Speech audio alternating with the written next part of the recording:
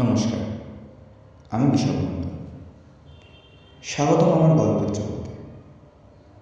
এই চ্যানেলে যত গল্প আসবে সবই আমার লেখা। প্রতিটি শব্দ জন্ম হয় অনুভূতির ভিতর দিয়ে। তেমনই ঠিক আমার গল্পগুলো হয়তো আপনার জীবনের অনুভূতির সঙ্গে কিছুটা হলেও মিলিয়ে যেতে পারে। যাক, আর বেশি কথা না বলে আজকের প্রথম গল্প শুরু করা যাক। আমার বেলা। এই সময়টা আমার কখনোই খুব প্রিয় ছিল না, কিন্তু তোমার সঙ্গে পরিচয়ের পর থেকেই বিকেল মানেই আমার কাছে একগুচ্ছ অপেক্ষা।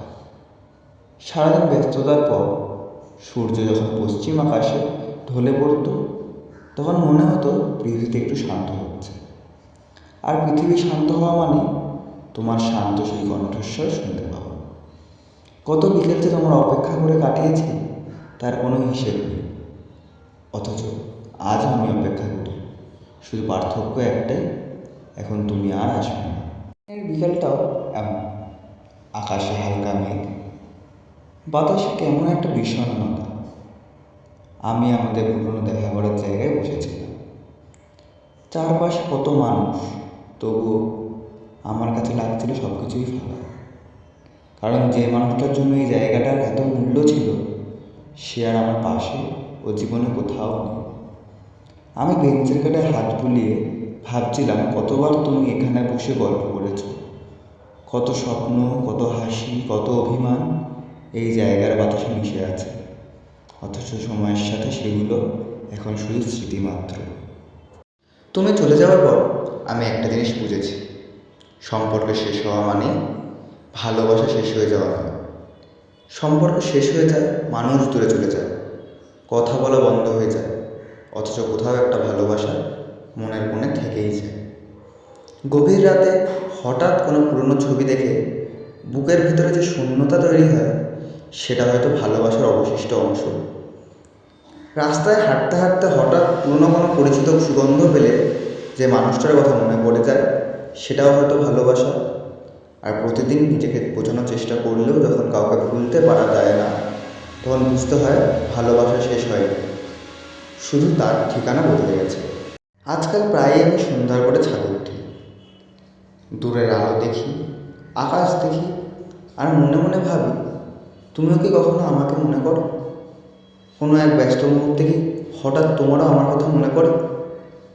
নাকি তোমার জীবন এমন এক অধ্যায় যা অনেক আগেই শেষ হয়ে গেছে? এই প্রশ্নের উত্তরগুলো আমি কখনোই পাবো না, তবুও প্রতিদিন মনে মনে প্রশ্নগুলো ভাসে। কারণ কিছু মানুষ যতই জানুক অপেক্ষার কোনো ফল নেই, তবুও অপেক্ষা করেই যায়, যা কখনো ছাড়া যায় না। মাঝে মাঝে খুব ইচ্ছে করে তোমাকে বলতে, আমি এখনও আগের মতোই আছি। এখনও তোমার পছন্দের গান কানে ভেসে এলে আমার পৃথিবী থেমে যায়। এখনও বৃষ্টির দিনগুলোয় আমার চোখের পাতাগুলো ভিজে থাকে। এখনও কোনো সুখের খবর পেলে প্রথমেই তোমাকে বলতে ইচ্ছে করে, কিন্তু তারপর মনে পড়ে এখন আমার আর সেই অধিকার নেই। কিছু সম্পর্ক ভেঙে যাওয়ার পর মানুষ শুধু দূরে যায় না, একে অপরের জীবনের বাইরেও চলে যায়। রাত গভীর হলে, শহরটা যখন ধীরে ধীরে নিস্তব্ধ হয়ে যায়, তখন আমার ভিতরে কোলাহল আরও বেড়ে যায়। একে একে মনে পড়তে থাকে তোমার সাথে কাটানো ছোট ছোট মুহূর্তগুলো, তোমার হাসি, অভিমান, অকারণে রাগ, সব কিছু। তখন মনে হয় মানুষ আসলে স্মৃতির কাছে সবচেয়ে বেশি হেরে যায়। কারণ মানুষকে কারো না কারণে ভুলে থাকা সম্ভব হলেও তার সঙ্গে জুড়ে থাকা মুহূর্তগুলো কখনোই ভোলা সম্ভব নয়। আজও এতদিন পর যখন বিকেল নামে, আমি অজান্তেই আকাশের দিকে তাকাই। সূর্যের শেষ আলোটা আকাশের রঙের সঙ্গে মিলিয়ে যেতে দেখি, আর মনে করি আমার জীবনটাও যেন এক দীর্ঘ দিকে, যেখানে আলো পুরোপুরি এখনও শেষ হয়নি, অথচ অন্ধকারও পুরোপুরি ঢেকে দেয়নি।